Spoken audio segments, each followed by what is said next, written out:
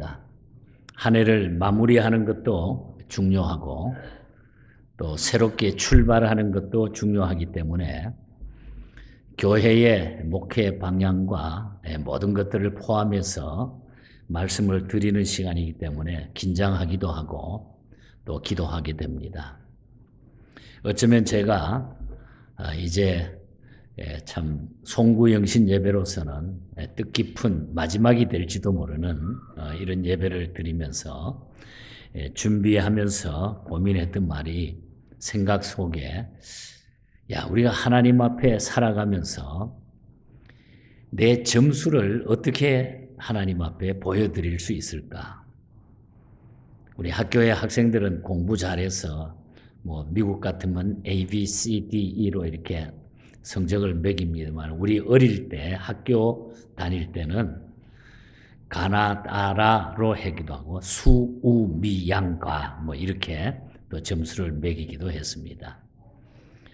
그래서 우리가 하나님 앞에 우리의 신앙이 과연 몇 점이나 될까 이런 생각을 하면서 지금까지는 B학점이 돼도 괜찮았고 C도 괜찮았는데 이제 내년에는 우리가 좀 더 하나님 앞에 잘 믿어보자. 또 제가 이 말씀을 드림으로 우리 예언교회 모든 성도들이 정말 하나님 앞에 다 모범생들이 됐으면 좋겠다. 그런 생각을 하면서 오늘 고민하면서 준비한 말씀입니다. 학교 교육에서 이 점수나 학점은 노력과 시험에 대한 결과로 나타나지요.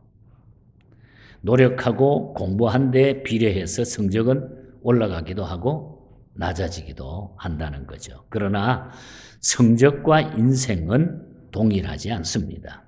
우린 다 그렇게 알고 있어요. 성적이 좋다고 해가지고 내 인생도 성적처럼 높아가지고 성공적인 것은 아닙니다. 물론 조금 영향은 있을 수 있겠죠. 대학 성적이 A라고 해서 인생까지도 A가 될 수는 없습니다. 성적은 A지만은 사람됨이나 그의 사는 모양은 C 학점일 수도 있다는 것입니다. 비록 성적은 B밖에 안 되지만은 그의 인격과 삶은 A 플러스가 될 수도 있다는 것입니다. 인생은 성적순이 아니라 그런 이야기를 우리가 많이 하게 되죠.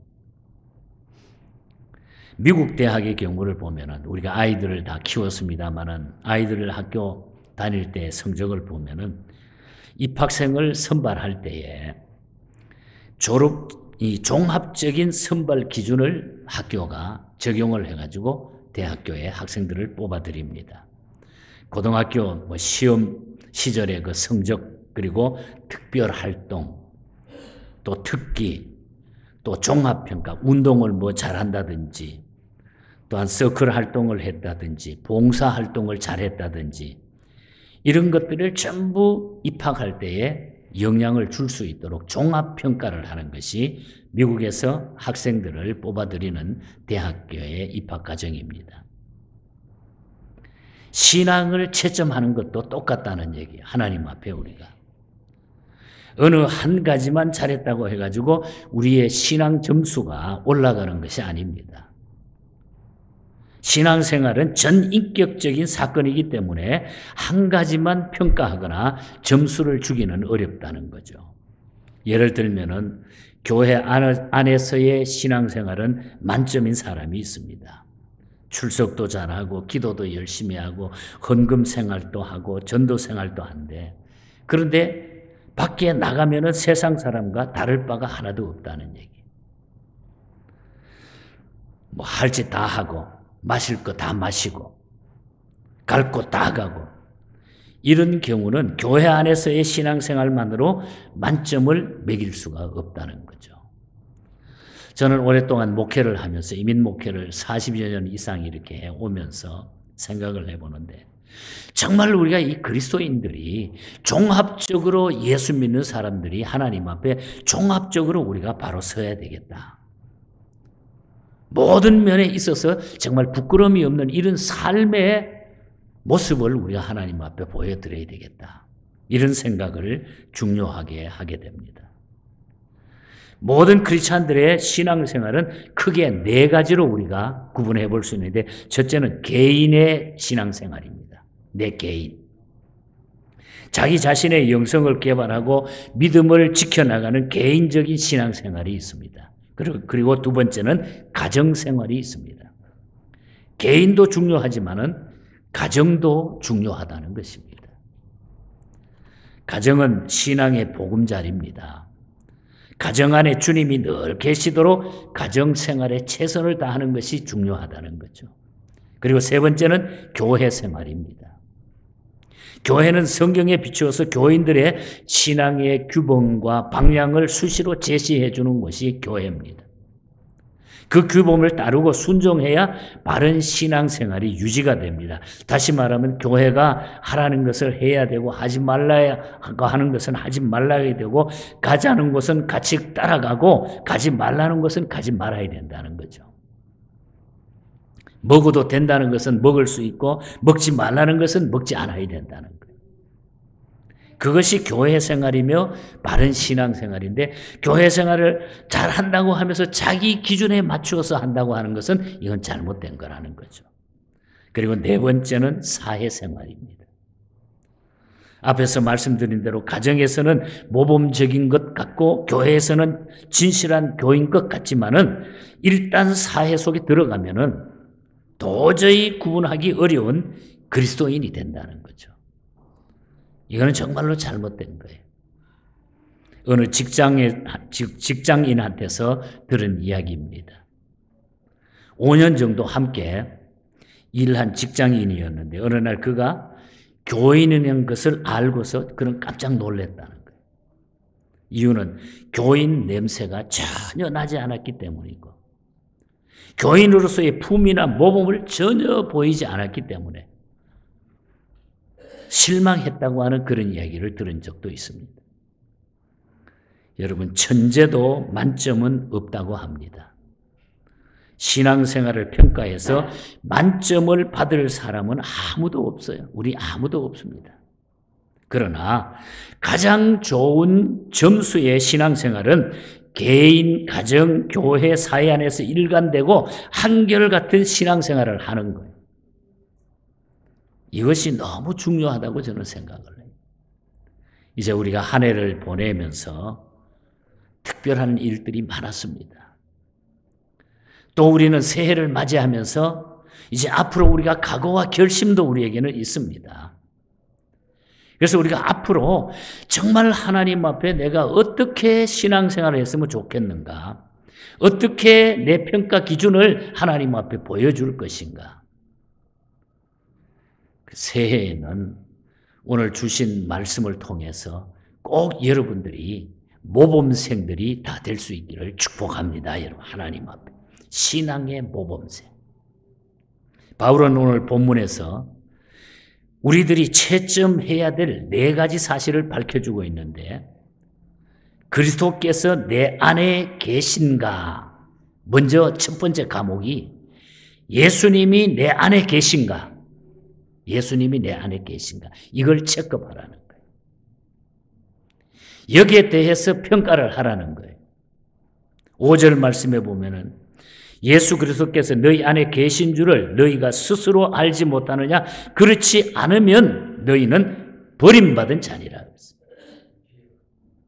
바울은 5절 앞부분에서는 너희는 믿음 안에 있는가? 너희 자신을 시험하여 보고 너희 자신을 확증하라.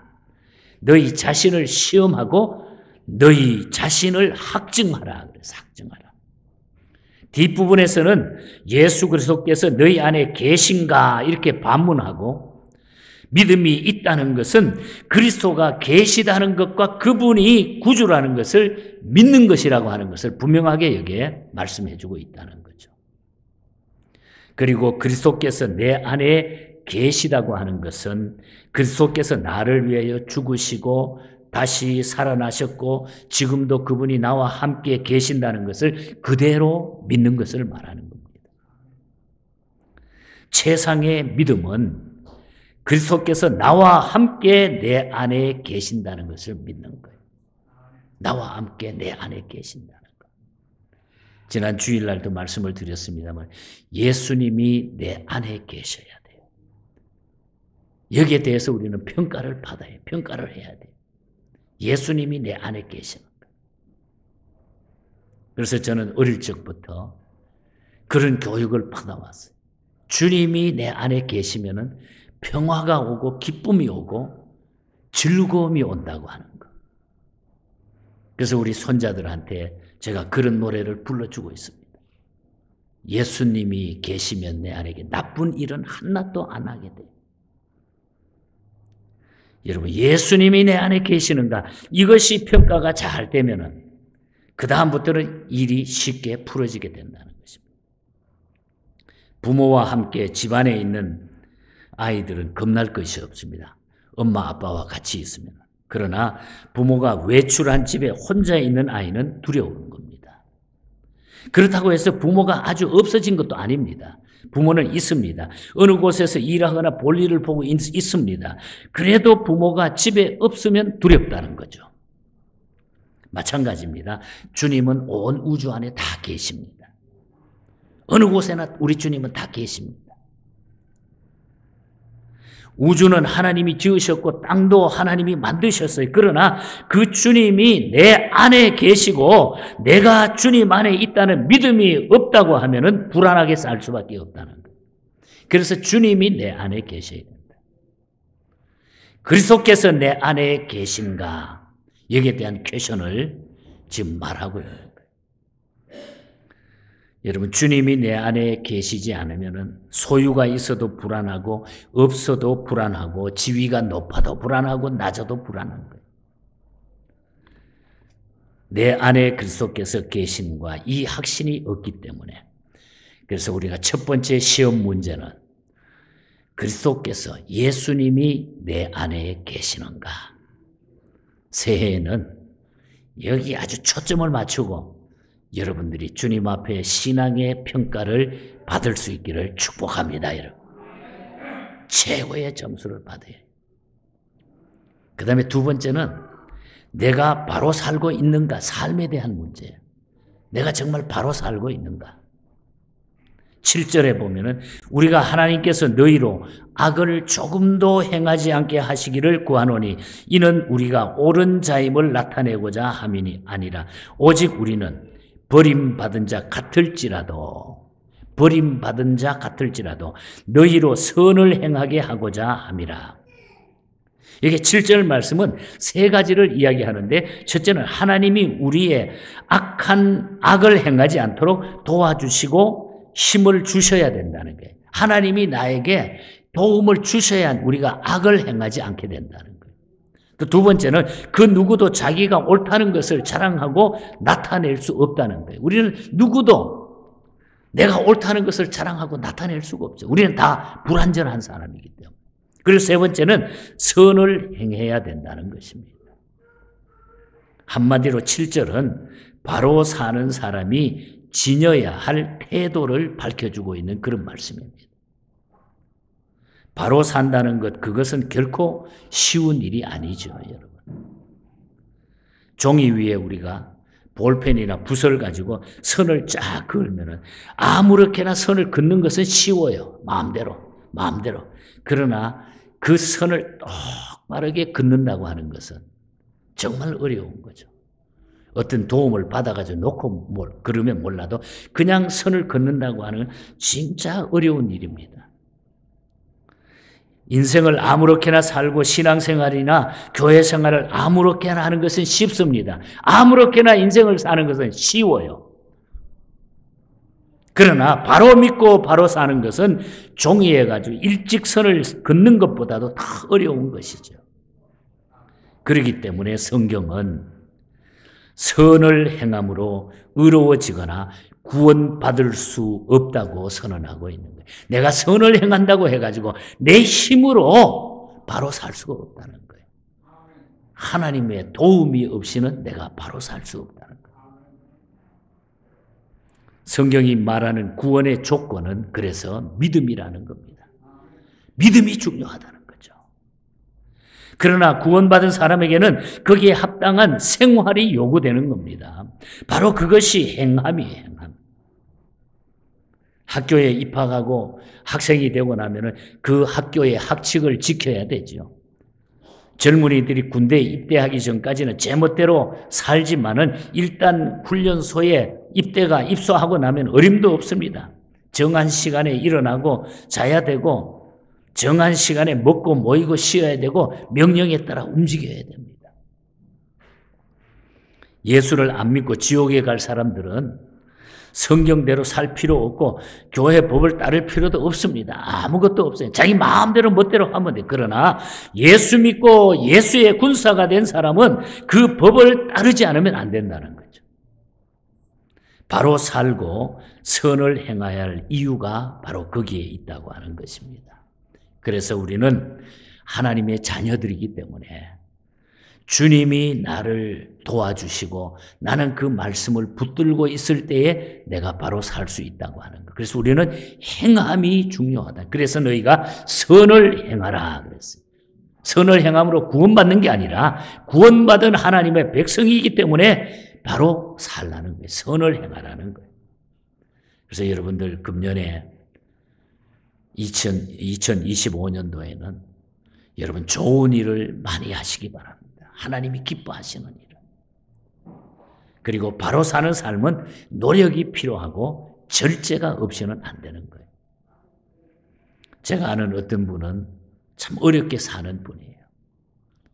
남모르게 그래도 돕고 하는 일을 내가 전혀 밝히지를 않았네. 어느 날 내가 어떻게 하다가 알았는데 정말 너무나 멋지게 살아요.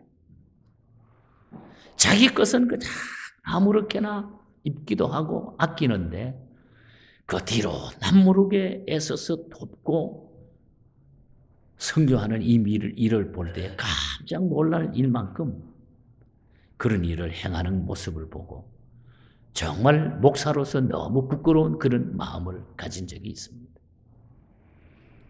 여러분 새해 꼭 이런 믿음으로 선을 행하며 행함이 있는 믿음으로 살아가시기를 축복합니다. 여러분 말만 그리스도인이 아니고. 세 번째는 진리를 위해 살았는가. 세 번째 과목은 8절을 보면 우리는 진리를 거스려 아무것도 할 수 없고 오직 진리를 위할 뿐이니라 그랬어요. 8절은 두 가지의 교훈입니다. 첫째는 진리를 거스리면 아무것도 되는 것이 없다는 거예요. 진리를 거스려가면 아무것도 되는 게 없다는 거예요. 진리는 예수 그리스도를 이야기하고 있습니다. 진리이신 예수 그리스도를 거역하는 것은 진리에 대한 도전이라는 거죠. 진리이신 그리스도를 거역할 수 있느냐 하는 질문은 몇 천만 개의 결안을 가지고 저 빅비어라는 큰 산에 던지는 것과 미련한 짓과 똑같다는 얘기. 그 질문보다 더 어리석은 것입니다. 도전이 불가능하다고 하는 그런 얘기입니다. 예수님을 거역할 수 없다고 하는 것은 예수님을 믿지 않으면 결코 안 된다고 하는 것. 그분에게 모든 것이 달려있다는 거죠. 누가 진리를 거스릴 수 있겠습니까? 누가 예수님하고 예수님께 싸움을 걸 수 있겠어요? 싸움을 걸었던 구약의 모든 열국들이 한결같이 다 무너졌잖아요. 예수님께 도전하고 하나님께 도전했던 모든 열국들은 한결같이 다 무너졌어요. 하나님께 도전하는 것은 다 무너지게 되어 있습니다. 공산주의 태조인 칼 마르크스, 레닌 같은 사람도 다 무너졌죠. 무신론자 볼테르라고 하는 사람도 무너졌어요. 천황으로 지칭했던 일본의 국왕도 다 무너졌어요. 빈라덴, 카다피, 김일성, 김정일 다 무너졌어요. 진리를 거스리면 안 된다는 거예요. 교회를 핍박하고 하나님께 도전한 무리들은 전부 다 무너졌습니다. 지구촌에. 또 앞으로도 그렇게 하는 무리들은 다 무너지게 될 것입니다. 진리를 거스리면 아무것도 되는 것이 없다고 하는 것. 예수님을 떠나면 안 돼요. 예수님을 떠나서는 아무것도 우리가 할 수 없다는 것을 고백할 수 있을 때에 우리의 믿음은 강해지고 확실해지고 우리는 확인해서 나갈 수 있다는 거죠. 그리고 하나는 진리를 위해 살아야 한다고 하는 것입니다. 진리를 위해 산다고 하는 것은 예수님을 위해서 산다는 거예요. 예수님을 위해 산다는 것은 예수님을 높이고 섬기고 순종하고 산다는 것을 의미합니다. 그러니까 믿음이 좋다고 하는 것은 나보다 예수님을 더 소중히 여기는 걸 말하는 거예요. 내 일보다 주님의 일 쪽에 우선권을 두는 것을 말하는 것입니다. 내 뜻보다 주님의 뜻을 더 받아들이고 순종하는 것이 진리를 위하여 사는 믿음이라는 거죠. 그래서 우리 사도 바울은 너희가 진리를 위하여 살았는가? 예수님을 위하여 살았는가? 이걸 평가해 보라는 거죠. 이걸 한번 성적을 매겨보라는 거예요. 그런 생활이, 예수님을 위해 사는 생활이 우리의 성적이 예수님 앞에 제일 높은 평가를 받는다는 겁니다. 여러분, 예수 중심으로, 예수님 우선주의로 그렇게 새해는 살아가시기를 축복합니다. 그러면은 안 되는 일도 되게 돼 있습니다. 안 되는 일도. 마지막으로 한 가지 더 말씀을 드리면은 평안한가? 평안에 대한 시험 문제. 평안한가? 평가해보라는 겁니다. 11절에 보면은 형제들아 기뻐하라. 온전하게 되며 위로를 받으며 마음을 같이하며 평안할지어다. 또 사랑과 평강의 하나님이 너희와 함께 계시리라. 11절은 신앙생활을 제대로 하는 사람들의 삶 속에 드러나는 결과를 설명해 주고 있는 겁니다. 한마디로 그것은 기쁘고 즐겁고 위로가 있고 그리고 평안하다는 거예요. 그래서 우리 교회는 평안하고 행복한 교회, 내년에는 더 행복한 교회, 여러분들은 더 행복할 수 있기를 축복합니다. 여러분, 평안해야 돼. 예수 믿는 사람에게는 평안이 따라오게 돼 있어요. 세상에 질고 어려운 광풍 많이 불어도요, 예수님이 내 마음에 계시기 때문에 평안을 가질 수 있다는 겁니다. 11절은 신앙생활을 제대로 하는 사람들의 삶 속에 드러나는 결과, 그러니까 평안. 나의 신앙이 몇 점이나 되는가 하는 것은 신앙생활의 결과로 결정이 된다는 거죠. 다시 말하면 답안지를 놓고 채점표를 만든다고 말해요. 그때에 내 마음에 평안이 있느냐 없느냐. 그래서 믿는다고 하는 것은 즐거운 일입니다. 믿는다는 것은 평안한 일입니다. 믿지 못하면 불안하다는 것입니다. 그리고 평안해졌다면 그것은 점수가 가장 많이 올라갔다는 거예요.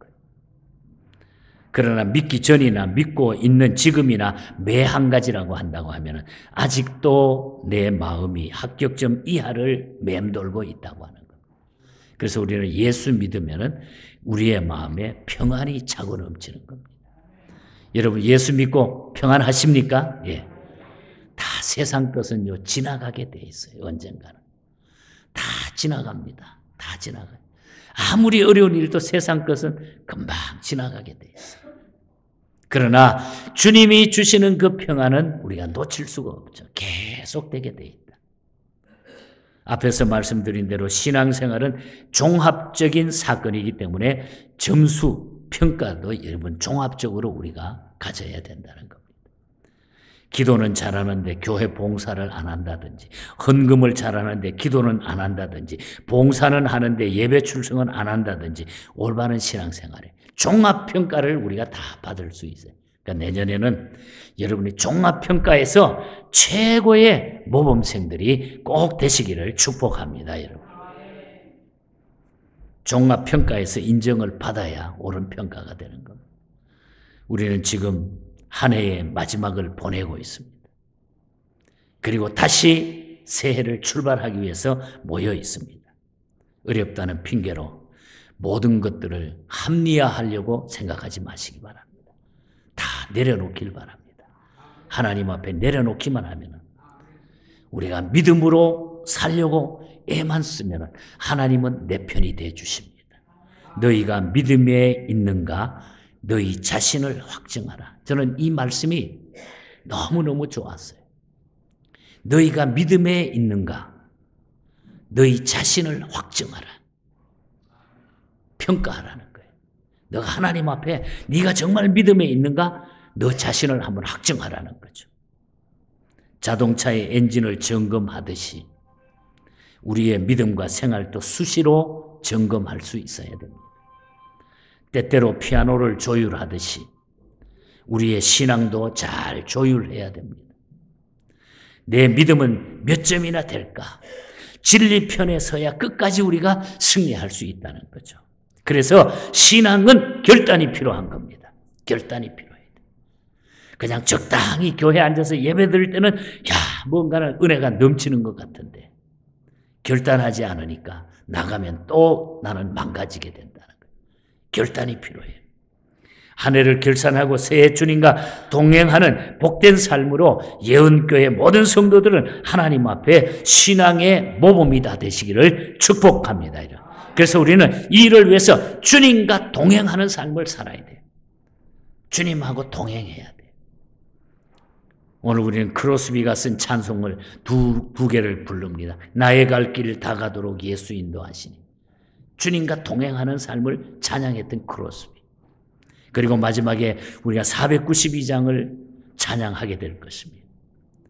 주님은 나의 영원하신 기업이 되시고 나의 생명보다 귀하시고 나의 갈 길 다 가도록 나와 동행하게 해달라고 고백한 앞을 못 보는 그런 사람이었지만은 주님이 자기와 동행하니까 자기는 영원히 열려있는 사람이라고. 그래서 나의 갈 길 다 가도록 나와 동행하소서. 어두운 골짝 지나가며 험한 바다 건너서 천국 문에 이르도록 나와 동행하소서. 주께로 가까이 주께로 가오니 나의 갈 길 다 가도록 나와 동행하소서. 새해는 주님께로 가까이 가까서 주님과 동행함으로 말미암아 내 마음에 주님을 모심으로 말미암아 여러분의 삶이 승리의 삶이 되시고 또한 여러분 새로운 역사를 이 삶을 통하여 만들 수 있기를 축복합니다. 여러분 주님과 동행해야 돼. 가까이 이것이 최고의 축복입니다.